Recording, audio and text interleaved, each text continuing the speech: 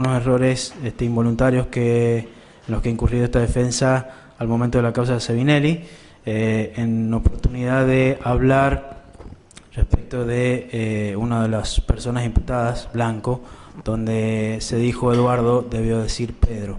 Y por otra parte, también, como me ha marcado amablemente la Fiscalía, al momento de pedir la absolución de Juan Francisco del Torquio, lo hice como Juan Francisco Cardoso. Entiendo que no tiene demasiada incidencia, pero quería dejarlo aclarado, que la absolución pedida es por Juan Francisco del Torquio, Eduardo Daniel Cardoso y Juan Alberto Valle respecto de esta causa.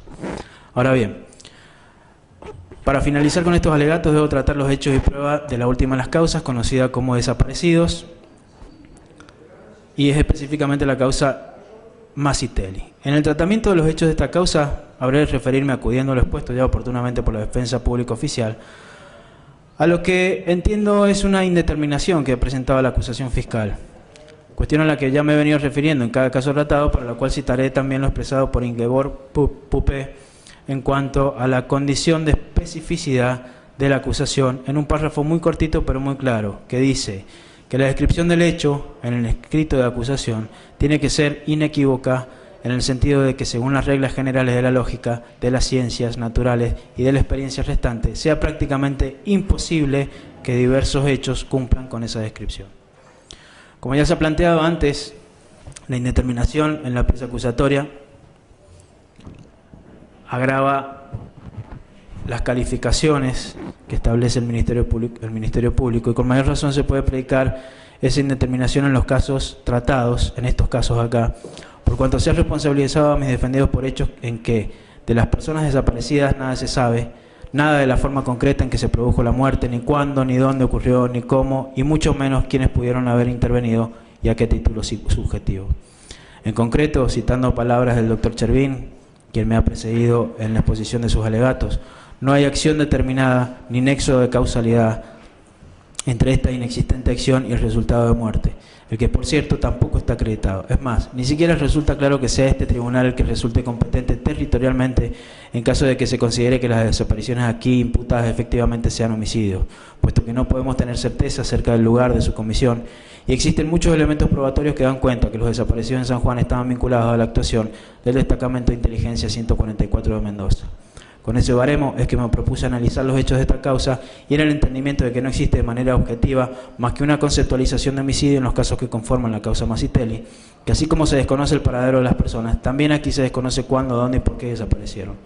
Pero lo que es peor, se desconoce por qué se ha decidido responsabilizar a los imputados por estas desapariciones, por lo que en el entendimiento de que la prueba citada por el Ministerio Público Fiscal al respecto no establece, más allá de toda duda razonable, que las desapariciones de estas personas sean consecuencia necesaria del accionar, en particular de Cardoso o del Torquio, solo habré de mencionar algunas cuestiones en algunos de esos casos. Respecto de la primera de las causas, debo hacer mención, aunque de modo sucinto, de la plataforma fáctica que ha descrito el Ministerio Público Fiscal, toda vez que surge claro de dicha exposición que nada tuvieron que ver siquiera las fuerzas de la provincia, puesto que Herrero, estamos hablando de la causa de José Luis Herrero, habría desaparecido en la provincia de Mendoza. Así, debo manifestar claramente una cuestión en la mayoría de las causas que conforman esta causa llamada desaparecidos, no hay modo alguno de determinar responsabilidad penal de mis defendidos. Esto porque la prueba que ha sido citada a efectos de mantener caprichosamente la acusación nada dice en esa dirección, sino que, como hemos visto, en la gran mayoría, el acusador público ha extendido la acusación en base a la imputación en términos de autoridad inmediata. Y dicha extensión no es casual, toda vez que, como también dijo el señor fiscal, le permite no tener que probar, en tanto, si la persona acusada estuvo en el momento de lo hecho o no, esto carece de importancia, puesto que la imputación, en dichos términos, se autoabastece con el concepto de autoridad inmediata. Entiende esta defensa que nada más alejado del concepto de justicia, y en estos términos debió el Ministerio Público Fiscal haber acreditado que tanto del Torquio como Cardoso cumplieron de tal o cual modo con el rol de autor inmediato, o en los casos en que la imputación se hace en carácter de autor o coautor directo, con la participación de los mismos en los hechos. Nada de eso ha ocurrido. Muchas veces solo hay conjeturas, subjetivismo puro, que a efectos de hacer responsable penalmente a un imputado, luce claramente como una maniobra apartada de cualquier viso de legalidad. Habiendo expresado lo anterior, procedo a tratar el primero de los casos, como dije, que del señor José Luis Herrero. Esta persona de 28 años de edad, miembro militante del Partido Auténtico de la provincia de San Juan y de Montoneros, desapareció el día 9 de marzo del 76, cuando se encontraba en la provincia de Mendoza, pero aparentemente, según lo que dice el Ministerio Público, habría sido visto vendado junto a otros detenidos en el RIM 22 en la provincia de San Juan el 27 de marzo del 76. Insisto, esta es una apreciación que surge de la pieza acusatoria. A fines del año 75, en principio del 76, el domicilio del matrimonio de José Luis Herrero en el departamento de Rawson fue allanado por el ejército. Además, las fuerzas de seguridad buscaron al matrimonio en sus respectivos trabajos y no lo encontraron. Esto obligó a Herrero y a Quiroga a tomar medidas de seguridad, como dejar la casa familiar y comenzar a usar licencias en los lugares de trabajo. Ya hacia fines de marzo del 76, ambos habían sido cesanteados. Esto conforme a la declaración testimonial de Rosario Quiroga en la audiencia del 9 del 2 del 2018. En este contexto en el cual comenzaba a sentirse el clima político-social, el matrimonio decidió irse a vivir a Mendoza. Primero parte José Luis, así buscaba una vivienda y trabajo, y posteriormente iría a ella con las niñas. El fin de semana anterior al 9 de marzo, José Luis viajó a San Juan a visitar la familia. Su esposa viajó a Mendoza el siguiente fin de semana. Y ya de regreso en San Juan, ese 9 de marzo, ella y la hija mayor, María Paula, se despidieron de él en la terminal de ómnibus de Mendoza a las 15 horas aproximadamente.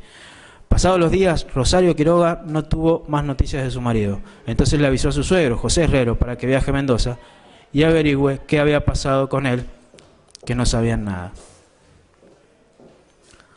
El señor Herrero padre viajó a Mendoza a efectuar averiguaciones respecto de su hijo. Se presentó en la pensión donde se alojaba José Luis en calle General Paz, esquina Mitre, y ahí habló con una mucama que le dijo que el día 9 de marzo a la noche habían venido 4 policías a la pensión, los cuales tenían la cédula de identidad de José Luis y que pidieron revisar sus pertenencias y su cuarto. Además, esta mucama le entregó a su padre las pertenencias que habían quedado de José Luis, conforme a la declaración testimonial de Rosario Quiroga en la audiencia del 9 del 2 de 2018, a la que ya me he referido, y constancias de la denuncia de José Herrero ante la CONADEP al número 6741. Con motivo de este comentario, Herrero comenzó a averiguar por distintos lugares: Central de Policía de la provincia de Mendoza, Policía Federal, Liceo General Espejo. En ninguno de estos lugares obtuvo información sobre el paradero de José Luis Herrero, aunque en la Policía Provincial un sumariante le dijo que había un José Luis Herrera, que había sido detenido la noche del 9. Tiempo después, los padres de José Luis viajaron nuevamente a Mendoza, volvieron a la policía y ese mismo sumariante les confirmó que su hijo sí había sido detenido, pero que no podía dar ninguna información conforme la declaración de Rosario Quiroga en la audiencia ya antes referenciada. Esta parte que se extrae tal cual ha sido expuesta en la pieza acusatoria resulta de vital importancia sobre lo que se dijo primeramente. Esto porque de lo expuesto, del derrotero de la familia de José Luis Herrero en busca de su ser querido, puede traerse válidamente que se dio todo este accionar, se dio netamente en la provincia de Mendoza. En todas las instituciones que allí se nombran pertenecen a la provincia de Mendoza. Y recordemos que este fue el lugar elegido por Herrero a efecto de huir de quienes aparentemente lo perseguían. Entonces, resulta absolutamente incomprensible cómo luego de esta circunstancia que claramente demuestra que Herrero habría desaparecido en aquella provincia, luego es utilizado esto a efectos de mantener la acusación contra los aquí imputados, haciéndolos responsables de hechos que no tienen ningún tipo de nexo con el accionar de las fuerzas represoras, como se les ha llamado, de la provincia de San Juan. El principal dato en esa dirección surge de las expresiones de la mucama. Sin embargo, se hace prevalecer una sospechosa declaración contradictoria, por cierto, de Teresita Gilbert por sobre aquella declaración. No obstante las averiguaciones que había hecho el padre de José Luis Herrero, Rosario Quiroga el 17 de marzo viajó junto a su suegra a Mendoza y allí buscaron un abogado. Y el día 19 de marzo, don Herrero interpuso el primero de 2 recursos de habeas corpus, uno de ellos en la provincia de Mendoza. Una vez producido el golpe militar, el día 26 de marzo del 76, nuevamente el domicilio del matrimonio Herrero Quiroga de calle Pedro Cobo fue allanado, según Quiroga, por comentarios de su suegro. La fuerza que se encargó de ese operativo fue Gendarmería e hicieron grandes destrozos. Esta circunstancia es de por sí demostrativa de que ya fuera Gendarmería o la fuerza que sea, no tenían idea de que Herrero ya había desaparecido. Después de esa desaparición de su marido, Rosario Quiroga se fue junto con su hija a Buenos Aires y de allí partió a Uruguay. El 15 de diciembre del 77 fue detenida y trasladada junto a sus 3 pequeñas hasta la ESMA. Allí permaneció 1 año y 1 mes y el 19 de enero del 79 salieron para Caracas, Venezuela. Muchas fueron las veces que ella preguntó respecto al paradero de su marido y le entregaron de tal manera una partida de defunción posteriormente de José Luis Herrero, que decía que había muerto el 19 de enero del 79 de un paro cardíaco en Buenos Aires. Coincidentemente, en ese documento se consignó el mismo día que ella partía a Venezuela. Rosario Quiroga obtuvo esa partida porque insistió mucho respecto a su marido y tenía problemas legales para viajar con sus hijas, además de económicos. Y entendió que esta partida de defunción, de acuerdo al criterio de la Fiscalía, falsa ideológicamente, fue una especie de solución en ese momento. Esa partida de defunción llegó a manos de su hermana, Elvira Quiroga de Noyen, quien vivía en San Juan, y por medio de un sacerdote de apellido Braselli, lograron la legalización de esa partida por diversas gestiones en el Ministerio del Interior, en el Ministerio de Relaciones Exteriores, en el Consulado de Venezuela, y luego le fue enviada a la esposa de Herrero. Rosario Quiroga, luego de 10 años de permanecer fuera del país, logró volver a la provincia de San Juan y, en una constante búsqueda por saber del paradero de su marido, dijo que pudo tomar conocimiento que algunas personas lo habrían visto con vida a los días de haber sido secuestrado. Acá vemos que la Fiscalía hace una afirmación sin ningún sustento probatorio. De hecho, luego hace referencia a que, por dichos de personas de su barrio, uno de los vecinos que hacía el servicio militar obligatorio en el RIM vio a José Luis, aunque tiempo después este señor de apellido Castro no se lo corroboró. No obstante ello, quien sí lo corroboró, según dice la pieza acusatoria, que había visto a Herrero en el RIM 22 fue Silvia Teresita Gilbert, quien le manifestó que al momento de ser detenida junto a sus hermanos a fines de marzo del 76, la lanzaron en un camión y escuchó decir a una persona que era José Luis Herrero. Y una vez que los bajaron del camión, que se le había corrido la venda y lo pudo ver, que lo identificó, según manifestó Gilbert, que estaba mejor vestido que los demás, que lo conocía por el petizo Herrero. Recordó Quiroga que antes de que pase todo esto, es decir, la de la detención de Herrero, el matrimonio y Silvia Gilbert se conocían. Esto de acuerdo a la declaración de Rosario Quiroga en la fecha 9 del 2 del 2018 a que ya he referido. En este punto me atrevo a decir que citar la declaración de Teresita Gilbert cuando ya fue expuesto debidamente por la defensa oficial que el propio testimonio de la esposa Herrero surgía claramente el desconocimiento por parte del matrimonio Lucero en particular de la señora Gilbert, aquello relacionado con la presunta tarea de cuidado de los hijos de Lucero por parte del Gilbert, que no ha sido reconocido por la señora Herrero. Entiende esta defensa que esa contrariedad que surgió de la declaración de la señora Herrero sobre esta particular circunstancia neutraliza cualquier tipo de especulación al respecto, por lo que mantener la acusación contra los miembros del RIN y sobre todo contra mis defendidos Cardoso y del Torquio no es más que una clara muestra de que nada tiene la Fiscalía para continuar en dicha dirección y que se ha apartado caprichosamente de la objetividad que debió tener. En tanto, la injustificada maniobra de pretender que Herrero fue muerto por cualquier persona de las fuerzas que no fuera de la provincia de Mendoza no es más que una cuestión que obedece a un capricho de parte de la acusación y una lectura sesgada y antojadiza de lo que la prueba realmente acredita. Luego de ello, en la calificación legal de los hechos, el Ministerio Público dice que tiene fehacientemente acreditado que los delitos cometidos en perjuicio de José Luis Herrero se encuadran en las conductas de privación ilegítima de libertad agravada por violencias y amenazas, etcétera, etcétera. Aquí debo poner en manifiesto también que en el caso de Herrero, como en casi todos estos hechos, la carencia de material probatorio no permite lo referido por el fiscal. No se basta ni se da por cierta una premisa con la sola expresión de que se tiene fehacientemente acreditados los delitos. Esto porque es casi como afirmar que se sabe algo porque se sabe, así, a secas. Pero advierto que esta cuestión, que parece sencilla, dista mucho de serlo. La seriedad que debe tener la pieza acusatoria no se observa. No se conoce cómo es que se tiene fehacientemente acreditados estos delitos cometidos. ¿Cuál es la prueba contundente que con absoluta seriedad ha sido valorada, que destruye el estado jurídico de inocencia de mis asistidos y autoriza a acusarlos y a pedir pena? En esta causa, señor presidente, no voy a hacer el tratamiento de todas las causas que componen la causa Masitelli, sino de algunos en particular, siempre con el criterio que ya ha sido sentado anteriormente, en razón de que esta defensa advierte esa indeterminación y esa carencia del material probatorio que permite responsabilizar por estos hechos a Juan Francisco del Torquio y Eduardo Daniel Cardoso. En ese contexto me toca hablar de el segundo de los casos, que es José Luis Olivares, de 26 años de edad, que según la pieza fiscal fue secuestrado de su domicilio luego de un violento operativo del que fueron víctimas también su madre, Clara Sixta Narváez, su hermano Julio César Olivares, ocurrido el 16 de agosto del 76 entre las 22:30 y las 23. Conforme a las declaraciones rendidas en este debate, la noche del 16 de agosto del 76, José Luis Olivares se encontraba en su dormitorio, al igual que su madre, Sixta Narváez, su hermano Julio César y su esposa embarazada de 7 meses, Ana María Solorzano, y la pequeña hija de ambos, Karina. Los tres últimos en la cocina de la vivienda. El señor Olivares, padre, había salido ese día junto con unos amigos retirados de la policía. Aproximadamente a las 23 horas escucharon que alguien golpeaba la puerta de calle. Julio César, creyendo que era su padre, abrió la puerta. Y cuando se encontró con un desconocido que le apuntó con un arma en la cabeza y le hizo señas con la mano para que abriera completamente. Fue así como rápidamente ingresaron al domicilio 4 personas, 4 sujetos. En la cocina, mientras tanto, se encontraba Ana María y fue obligada a darse vuelta contra la pared y le apuntaron. Había un hombre, le apuntaron con un arma en la sien.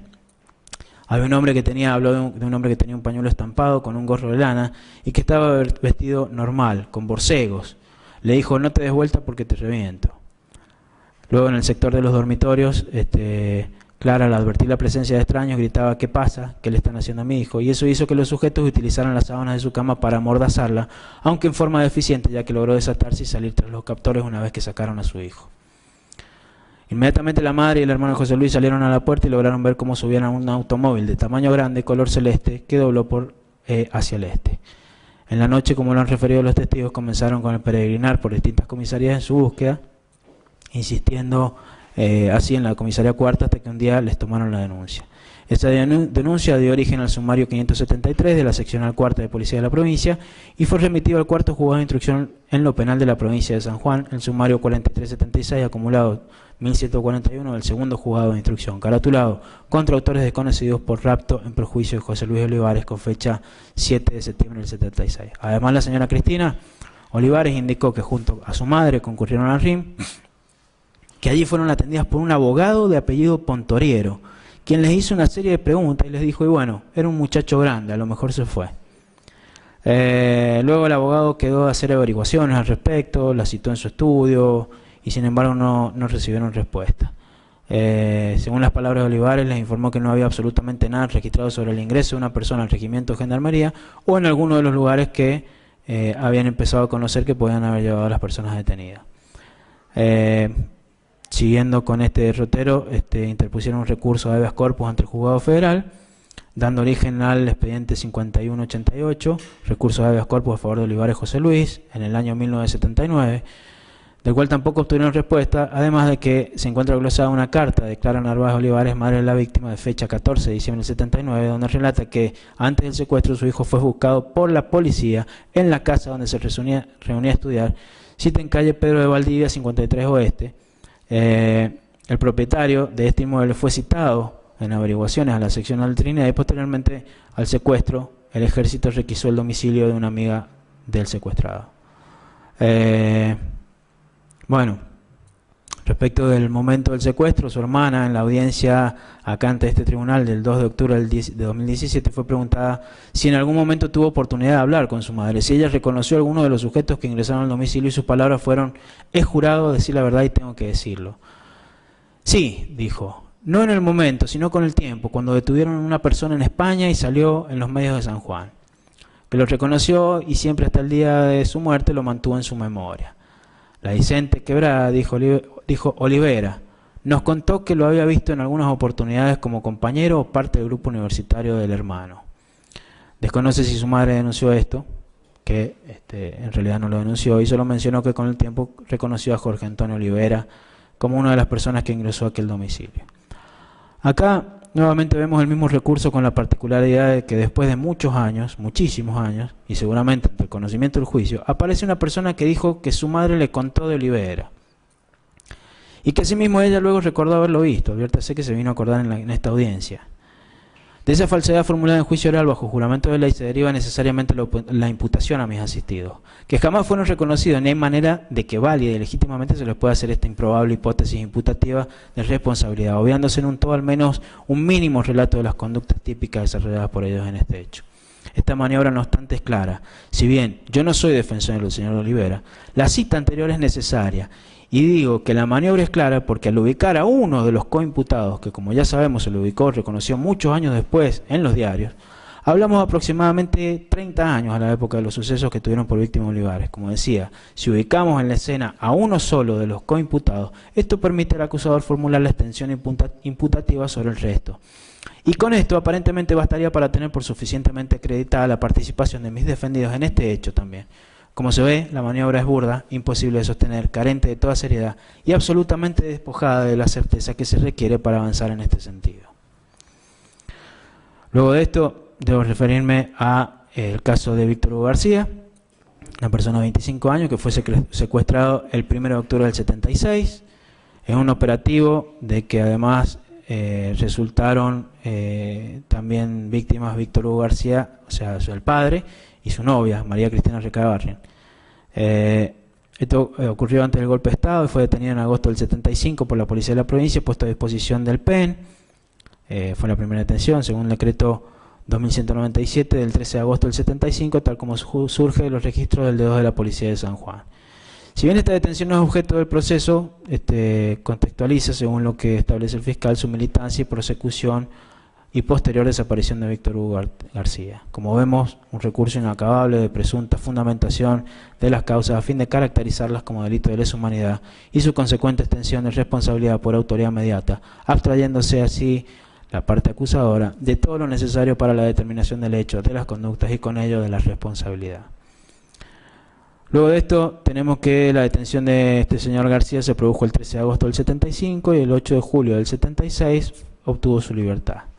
Durante su detención había comenzado una relación con María Cristina Recabarren y una vez liberado comenzaron a organizar su casamiento. La pareja en ese momento se encontraba en el departamento de Hachal, en esta provincia, en una casa de obras sanitarias de la Nación donde vivía el padre de Víctor Hugo García. Cuando de repente un grupo de personas armadas irrumpió en forma violenta, maniataron a la señora Recabarren y la dejaron en una habitación del domicilio, mientras que los señores García, tanto padre como hijo, fueron retirados del inmueble por este grupo y maniatados con los ojos vendados. A las pocas horas el padre de Víctor Hugo fue liberado en la ruta 30, a kilómetros del domicilio. Sin embargo, Víctor Hugo, su hijo, no. Respecto del accionar de las fuerzas represivas, dice la Fiscalía, 2 testigos fueron importantes en la relación con un imputado y allí se habla de Juan Carlos Torres. Entre estos testigos fueron citados el señor Daniel Illanes, cuya declaración me voy a remitir a lo argumentado por la defensa pública, y también hablaron de un señor Montoya. Lo cierto es que el Ministerio Público establece que en definitiva tiene por corroborado que Víctor Hugo García fue puesto en libertad a los pocos meses con una modalidad que se repite en varios casos de personas desaparecidas en San Juan. Un grupo de sujetos armados con rostros tapados ejerciendo violencia sobre su novio y su padre lograron secuestrarlo. Desde ese 1 de octubre del 76 no se supo más de él. En este mismo orden puedo afirmar, tomando palabras de la acusación cuando dice con una modalidad que se repite en varios casos, aquí se repite, como en todos los casos, una sindicación criminosa arbitraria, desprovista de toda clase de acreditación, carente de prueba en la que debe y puede apoyarse para confirmar esa tesis, la que además, como dije al principio, adolece el vicio de indeterminación de los hechos en forma clara, precisa y circunstanciada, de la prueba y de las conductas tenidas por cada uno de los acusados, con lo que luce evidente la arbitrariedad indiscriminada y constante de acudir a los criterios de la autoridad inmediata para no probar lo que por mandato les es exigido. Por último, debo mencionar, respecto a esta causa, un testimonio importantísimo rendido ante vuestras excelencias por parte de una persona que en la época de la desaparición de Víctor Hugo García dijo haber sido el conductor de un camión, de una fuerza distinta al ejército, a la Policía Federal y a la provincial, pero que, como sabemos, gozó en todo tiempo de absoluta impunidad. Esta fuerza es la Gendarmería Nacional. Este señor es Héctor Simón Gaitán. Consta en el registro videograbado de la audiencia correspondiente al día 31 de julio del año 2017 y comienza su declaración al minuto 12 de dicha audiencia. Relató este señor que para la época de los hechos era gendarme, que trabajaba en el servicio motorizado y que, siendo interrogado por el señor fiscal sobre si recordaba haber trasladado a un señor García, afirmó que sí, dijo que sí, que recibió la orden de alistar un Unimog un día antes para trasladar a García desde la agrupación 26 a la agrupación 10, ubicada, según dijo, al lado del RIM. Aclaro que se encuentra aún hoy ubicada la Gendarmería dentro de ese mismo perímetro que ocupa el Regimiento 22, hoy llamado DIM. Relató también que la orden recibida fue de un superior suyo, que la persona que trasladó venía custodiada, que se hizo entrega de la misma a la guardia de la agrupación 10, y ahí terminó su misión. Le fue preguntado sobre las condiciones en que vendría García y dijo que no lo pudo ver porque él manejaba, que no sabría informar cuántos custodios lo traerían, pero todos eran de esa fuerza. Vemos cómo ese testimonio no consta en los alegatos. El motivo no lo sabemos. Sí podemos asumir que, no obstante haber referido concretamente a este señor Gaitana que él fue el propio encargado de trasladar a García desde Gendarmería en Jáchal hasta Gendarmería en San Juan, habiendo sido puesto a disposición de la Guardia de Gendarmería, que en este hecho puntual la única prueba que vincula en cierto modo a una fuerza de este aparato represivo no ha sido valorada. En tanto, implicaría ir en contra de esa fuerza, y lo investigado no admite desvío sobre ese direccionamiento de la imputación al que ya me he referido. Es decir, acá surge claro que hay que culpar a las otras tres fuerzas. Son los que están, deben pagar, y si hay prueba bien, y si no, también. Siguiendo con el orden planteado, debo hacer referencia a la causa de Luis María Blardone, una persona que tenía en su momento 22 años de edad, que era estudiante de la carrera de Ingeniería Mecánica y fue secuestrado de su domicilio paterno el día 1 de octubre del 76 en un operativo que también resultaron víctimas sus padres, Palmira Grisotto y Vicente Luis Bardone. De acuerdo a la denuncia efectuada por el padre de la víctima ante la CONADEC, el hecho ocurrió el 1 de octubre del 76 a las 0:40 horas en calle Las Heras, y dice textual: 2 coches seguían el auto en el que viajaba Luis María. Él llega a la casa y entra a su dormitorio. El padre abre la puerta, a Luis María le dan una patada y lo tiran al suelo. A la madre la atan en un sillón del living y al padre le pegan y lo atan en la cocina. A Luis María le vendan los ojos y se lo llevan. El padre consigue soltarse y los insulta. Se agarra a trompadas con uno de ellos, ya que habían detenido el vehículo, con lo que consigue Luis María bajarse. Se saca la venda de los ojos y le dice a los policías y militares, se aclara, que dejen tranquilo a sus padres y que se lo lleven, conforme a las constancias de la denuncia de la CONADEP de Vicente Luis Blardone, obrante Fojas 4552. Luis María Blardone pudo advertir que lo seguían, que lo observaban, así se lo manifestó a su madre. Incluso ella notó que aproximadamente un mes antes de la desaparición de su hijo, autos con las luces apagadas pasaban por el frente de la casa. Ahora, una vez que desapareció, ya no pasaban esos autos, sino que, según dice la madre, pasaban directamente camiones militares y motos en horario nocturno que hacían mucho ruido. Situación que acabó una vez que fue formulada la denuncia ante la central de policía, según la declaración testimonial de Palmira Leonisa Grisotto de Blardone, a Foja 4804, incorporada por lectura. También tenemos la declaración de Jorge Vilariño, quien conocía a Blardone y recordó que en este debate, que mientras hizo el servicio militar obligatorio, vio en el penal de Chimbas algo referido a Blardone, sin recordar exactamente de qué se trataba, si era un documento o una fotografía de él, quien para ese entonces ya estaba desaparecido. Esta reseña corrobora que Blardone era buscado, según dice el fiscal, por las fuerzas de la lucha contra la subversión. Un dato no menor, también de acuerdo a los términos expresados en la pieza acusatoria, es que el mismo día del secuestro de Blardone, su amigo Víctor Hugo García, presidente del Centro Estudiante de Ingeniería, también fue secuestrado. En los dos casos fue por la noche por un grupo de sujetos armados y violentos y en sus domicilios particulares. Una situación que tiene cierto parangón también con lo ocurrido al señor Sebinelli. Por esto de la violencia, por esto de la modalidad de la detención, por la fisonomía de quienes iban a su captura. Ahora bien, luego de analizar la causa y en una misma dirección respecto de lo que expuso al tratar de los demás hechos, llego a la misma conclusión, y es que no hay un solo indicio que implique responsabilidad acreditada con certeza apodíctica. Que el hecho denunciado es factible de ser endilgado a mis asistidos, puesto que, no es factible de ser indicado, puesto que, como ya lo he dicho también, su actuación, más allá de que fue dentro de la vigencia de un plexo normativo y reglamentario, siempre puede verse su accionar en sumario de prevención militar, en ejercicio de actos correspondientes al servicio y por ello uniformados.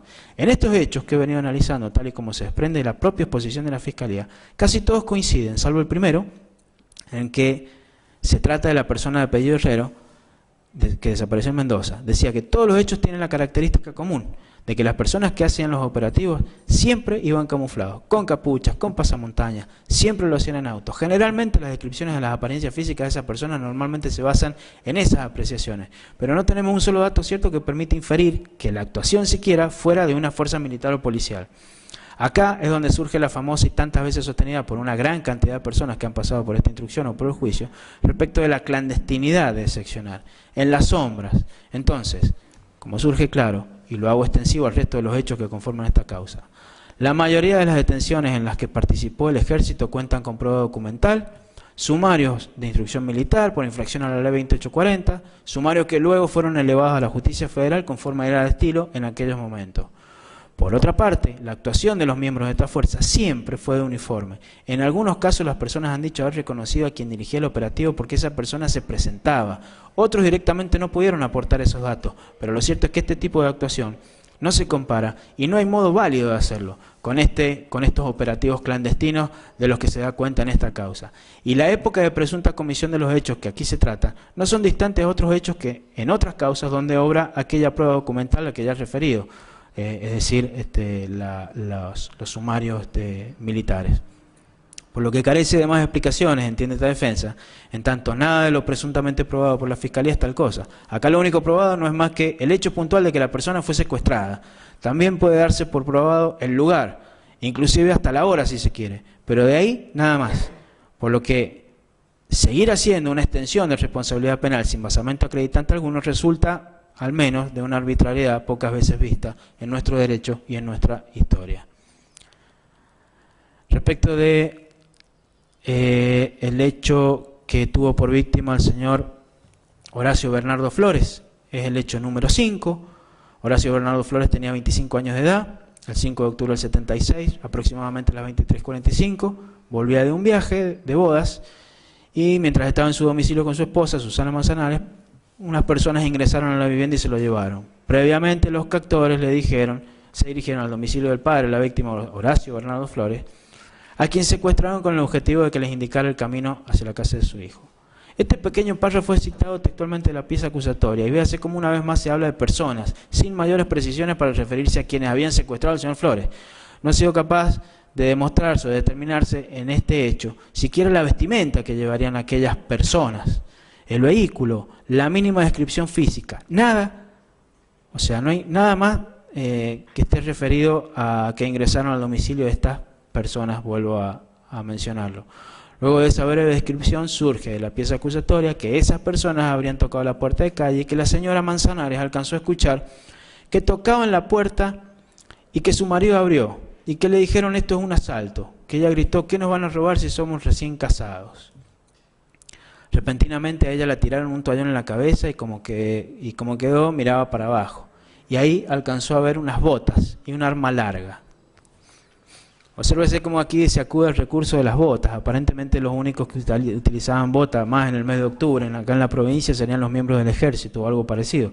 Imagino que con ese direccionamiento se hizo referencia a las botas como toda descripción de esas personas. Ahora bien, al cabo de unos minutos se oyó cómo arrancaban algunos autos y entre ellos el que pertenecía al matrimonio, que era un Fiat 600. Se levantó esta señora de la cama y comenzó a buscar a su marido y no lo vio por ningún lado. La casa estaba desordenada.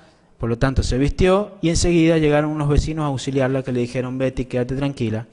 Y le comentaron que habían venido unos autos grandes, Falcon o Torinos, conforme a la declaración de la señora Susana Beatriz Manzanares en 25 de septiembre del 2017 y de Graciela Soro en la audiencia el mismo día. Previo al secuestro de Flores, los captores fueron al lugar, como ya dije, de donde vivía el padre de este señor, en dependencia del frigorífico San Juan, y pensando que allí lo encontraría. El señor Flores, recostado casi dormido, escuchó golpes en las puertas y unas voces que hablaban en voz alta. De repente, un encapuchado entró a su dormitorio y con una escopeta le apuntó en el estómago. Después ingresaron dos hombres más y rompieron una sábana con la que lo maniataron hacia atrás y le vendaron los ojos. Luego de esta cita, de esta referencia al secuestro del padre de Horacio Flores, a quien llevaron hasta la casa de su hijo, y que luego fue liberado en el departamento Posito, o sea, su padre, al llegar al domicilio de su hijo, dice que encontró a la policía en ese lugar. Y también se ha tomado como prueba una declaración de una persona que, en una denuncia radicada en la APDH, donde se deja constancia que había presenciado el secuestro del hijo de Flores, habla de vehículos describiendo las posibles marcas. El testigo al que refiere es un señor Luciano Calderón. Ahora bien, este señor Luciano Calderón, en la denuncia, dijo que las personas que iban lo hacían en un Dodge Polara. Le habría indicado una de ellas con el dedo que tuviera cuidado, es decir, marcándose el ojo. Y luego le habría dicho que hiciera con el mismo dedo que, le habría indicado con el mismo dedo que hiciera silencio. Y que le habrían dicho que eran montoneros y que se fueron. Luego de ello, la señora de Flores le preguntó si no había visto lo que había sucedido y al decirle Calderón que llamara a la policía, la señora de Flores se negó. Posteriormente, el Ministerio Público Fiscal refiere a un señor Carlos Retamar, que había sido compañero de Flores y que habían viajado en algún momento a San Luis. Y dijo así: Carlos Retamar sospechó que algo había pasado con su amigo, porque fue citado mientras estaba detenido en San Luis por un teniente Moreno, que durante la entrevista que tuvieron, este militar le dio información sobre personas, lugares, etcétera, que solo Horacio Bernardo Flores sabía, por lo que Retamar supuso que algo había pasado con Flores. Incluso durante su detención, Retamar era constantemente interrogado por un subteniente Martínez, que pertenecía a Inteligencia de San Luis. Las preguntas eran sobre Horacio Flores. Además, este señor Retamar recordó que una vez recuperada la libertad en diciembre del 76, de vuelta a San Juan, en una salida al cine se encontró con este subteniente Martínez, aparentemente acá en San Juan, quien le volvió a preguntar sobre Flores y, según entiende Retamar, fue a modo de amedrentarlo. Advierto acá cómo de la plataforma probatoria se habla de personas que aparentemente vinculadas a la desaparición. Estas eran de otras provincias. A propósito del subteniente Martínez, no hay declaración, no hay identificación alguna con los miembros del RIM, y estimo que el tan liviano y extendido método acusatorio de la autoría inmediata relevaron en todo este sentido al respecto al Ministerio Público, a fin de procurarse algún tipo de averiguación al respecto. Porque, como ya sabemos, no hay que probar más. Si desapareció en San Juan en el momento del golpe, los responsables serán el ejército y las fuerzas represoras, y contra ellos no hay poder de Dios que los salve. En este sentido es ilustrativo el párrafo de la pieza acusatoria previa a la calificación de los hechos, donde el Ministerio Público Fiscal dispuso: lo cierto es que, pese a las gestiones realizadas, Horacio Bernardo Flores, de 25 años de edad, psicólogo, militante de la Juventud Universitaria Peronista, que desarrolló su militancia en la provincia de San Juan, fue objeto de las fuerzas represivas de San Juan. Esa es toda la apreciación que se hace de lo contenido en la pieza acusatoria.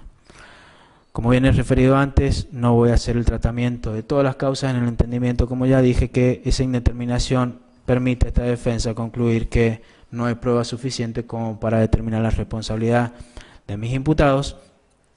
Por lo tanto, voy a pasar desde acá directamente al tratamiento del caso número 19, que corresponde a Jorge Alberto Bonil.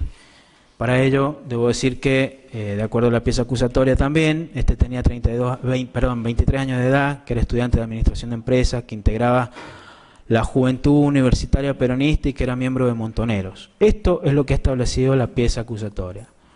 Además, se dijo que cumplía con el servicio militar obligatorio y que, faltando pocos días para su baja, el 28 de febrero del 77, luego de un franco, partió desde su domicilio hacia el Regimiento de Infantería de Montaña 22 y nunca más se supo de él. En la misma descripción se establece, como dije, que pertenecía a la unidad, en el servicio militar obligatorio, a la unidad de la Compañía de Infantería de Montaña A, en la guarnición del Regimiento de Infantería de Montaña 22, y era el dragoneante de Juan Francisco del Torquio. La asistencia que procuraba Bonil a del Torquio fue corroborada, dijo la Fiscalía, con el testimonio de Octavio Tristán Echegaray, quien en esa época también prestaba el servicio militar. Y según manifestó, dice que cree que era asistente del Torquio, por lo menos tenía una preferencia por él. Conforme a la declaración testimonial de Octavio Tristán Echegaray, en el acta de debate 61 incorporada por lectura. Por su parte, el padre de Bonil, en la presentación de un recurso de habeas corpus obrante a Fojas 1371, indicó que su hijo era asistente de Juan Francisco del Torquio.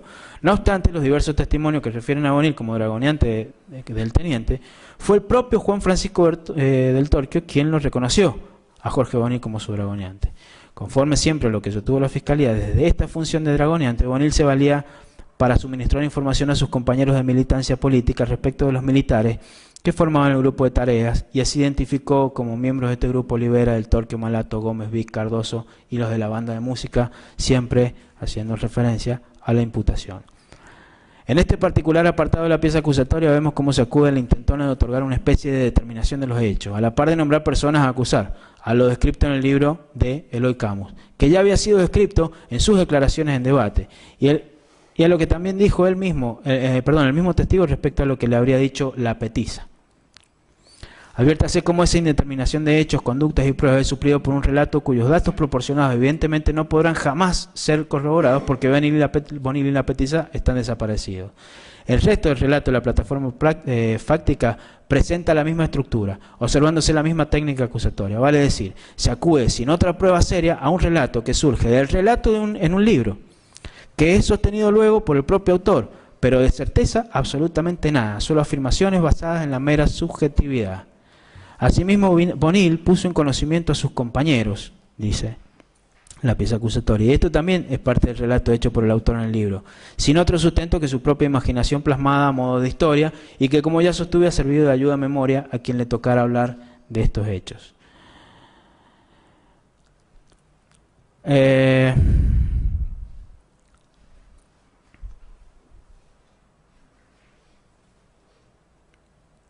Bien, también dice el fiscal y sostuvo que Bonil había puesto en conocimiento tanto de la existencia, a sus compañeros, de la existencia del centro clandestino de detención La Marquesita, y también de las torturas a las que fue sometida Erice en manos de Olivera y Cardoso.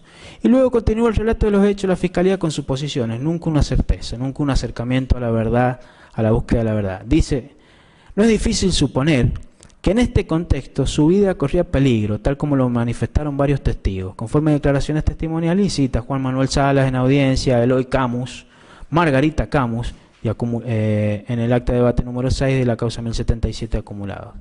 Ese es el nivel de convencimiento que se ha tenido a efectos de inculpar y luego pedir pena para el Torque y Cardoso por este hecho. Las personas que tuvieron la posibilidad de dialogar con él recordaron que Bonil tenía miedo porque él también, por su familia, por él también y por su familia, porque el Torquio ya sabía que era montonero y lo presionaba para delatar a sus compañeros, a cambio lo ayudaría sacándolo a Bolivia. Jorge Bonil sabía que lo tenían marcado, lo estaban siguiendo, le preocupaba que lo chuparan y lo tildaran de desertor, conforme la cita del Ministerio Público Fiscal de declaraciones de Ricardo Soe Ortiz. O sea, acá vemos como una y otra vez se acude el testimonio de Camus en pretendida fundamentación de la acusación. También ha citado el Ministerio Público Fiscal el recurso de habeas corpus efectuado por el padre de Bonil, y dice que el 28 de febrero, siendo las 5 horas y 30 minutos, se retiró de mi domicilio mi hijo Jorge Alberto Bonil con el objeto de presentarse en el RIM 22 de Infantería de Montaña con asiento en Marquesado, ya que él mismo prestaba su servicio en dicha unidad militar, que desde ese momento y hasta la fecha desconozco el paradero de mi hijo, habiendo sido infructuosas todas las diligencias realizadas ante los organismos militares y o policiales tendientes a lograr el paradero del mismo. Mi hijo se presentó el día 28 de febrero del corriente año en el RIM 22, según me lo manifestara el teniente del Torquio, del cual mi hijo era asistente, desapareciendo luego sin que hasta la fecha haya obtenido resultados positivos tenientes a su localización. El matrimonio Bonil, al no tener conocimiento de qué había ocurrido con su hijo, cuando tan solo faltaban 5 días para la baja del servicio militar, lo primero que hicieron fue presentarse ante el RIM y lograron entrevistarse con su jefe, el coronel Benvier. Este le respondió que Jorge Bonil había desertado. Esto conforme consta en la denuncia de la CONADEP. También se dice que las autoridades del regimiento inmediatamente iniciaron un sumario respectivo, lo cual es cierto en relación a la supuesta deserción de Bonil, y en ese sumario se observa un informe en el que se menciona que Bonil cometió la falta grave de primera deserción simple por haber faltado a las listas de revistas los días 8, 9, del 8 al 9, del 9 al 10, del 10 al 11 y así hasta el 13 de marzo del 77.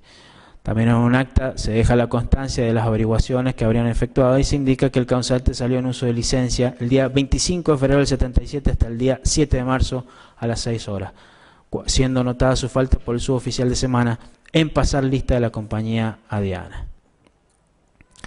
Acá dice la Fiscalía que es sabido que el plan sistemático de represión por parte de las Fuerzas Armadas de la falsedad ideológica respecto de este tipo de expedientes fue común. A los conscriptos considerados subversivos se los desaparecía y bajo apariencia de desertores se escondía lo que en realidad era la privación de la libertad, tormentos y la muerte de ellos.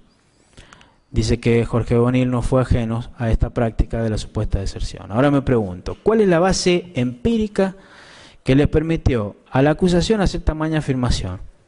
¿Hay acaso en San Juan alguna supuesta falsedad ideológica que se pueda refrendar como para sostener lo mismo? Porque de lo que viene dicho, de todo lo investigado en San Juan y específicamente en esta causa, el único conscripto de quien no se conoce absolutamente nada, no solo su paradero, sino nada, es de Bonil. Por lo que debo hacer un esfuerzo, puesto que no ha dado mayor referencia el fiscal al respecto, para suponer que la referencia a esas falsedades aparentemente tendría que ver con lo actuado en otras provincias. Pero bueno, lo cierto es que tampoco hay una sola prueba que acredite la tan liviana acusación en estos términos expuestos.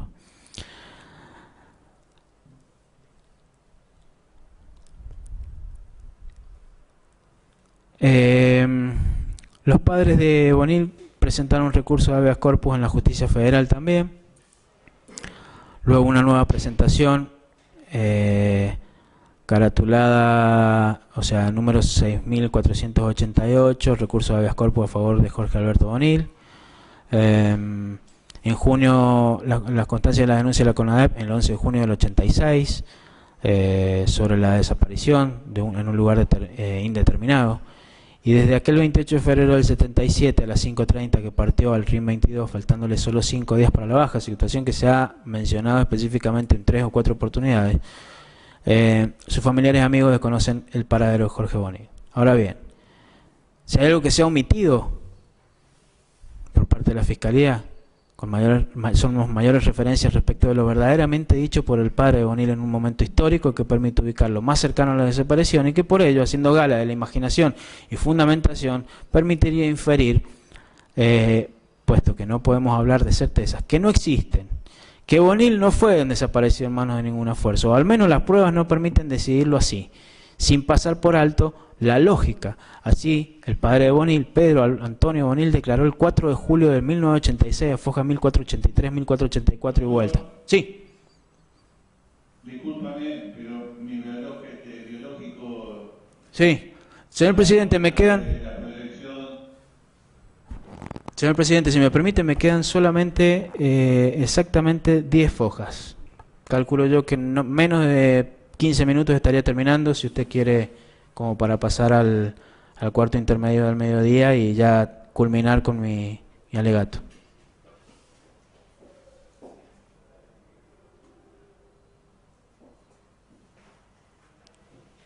No, tenemos que hacer el cuarto intermedio ahora, doctor. Perfecto, señor presidente, no hay ningún problema. Así que hacemos el cuarto intermedio, pero vamos a las 3 de la tarde. Perfecto. Bueno, muchas gracias, no hay problema.